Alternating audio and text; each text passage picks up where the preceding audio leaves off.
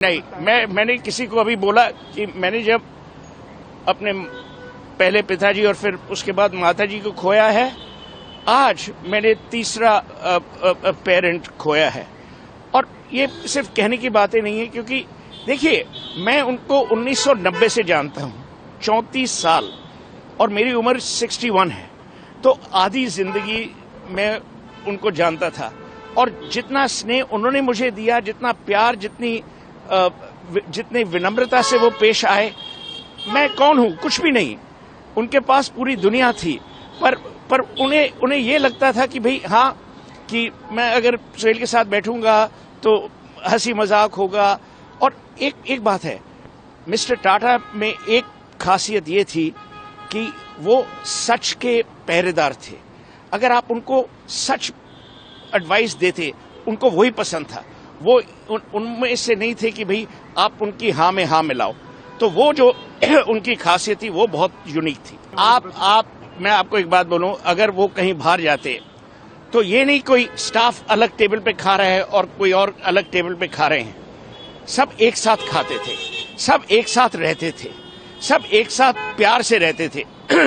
और सबकी देखभाल जो उनने, देखिए मैं आपको एक बात बोलूं, अगर इंसान एनिमल्स, अपने कुत्तों की हिफाजत कर सकता है प्यार से।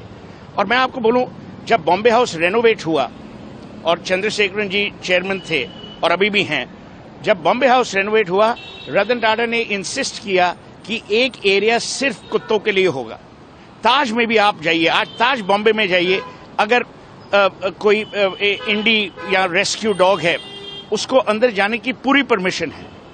ये इंसानियत है।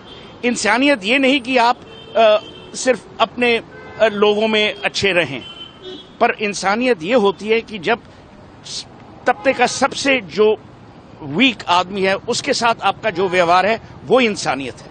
मैं आपको एक बात बोलूं, मैंने ये लिखा भी हुआ है, 2008 में मैंने लिखा था। मैं नरेंद्र मोदी जी के घर था गांधीनगर में, तो उनने मुझे पूछा कल कहाँ जा रहे हो? तो मैंने कहा बम्बई। तो उन्होंने कहा जब रतन टाटा को अगर मिलोगे तो मिस्टर टाटा को बोलना कि नैनो यहां ले आए। तो मैंने ये मैसेज कम्युनिकेट की। उसके बाद, और ये नरेंद्र मोदी की भी you have to give him credit, उसके बाद पूरा वो जो सनद एरिया था वो ऑटो हब बन गया। पर क्यों मिस्टर टाटा ने नैनो क्यों शुरू की?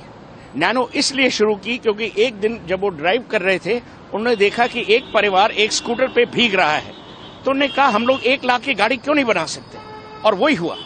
पर मैं अब ये बोलना नहीं चाहता, कंपटीशन ने एक बहुत ही भयानक रोल प्ले किया था, उसके बारे में ये अभी समय नहीं है बोलने का। एयर इंडिया जब वापस आया 2022 में, उनके मन में जो खुशी थी, क्योंकि आप याद रखिए उन्होंने जितना एयरलाइंस में इन्वेस्ट किया है, और एयरलाइंस को वो इतनी अच्छी तरह जानते और कोई नहीं जानता। जी भारत।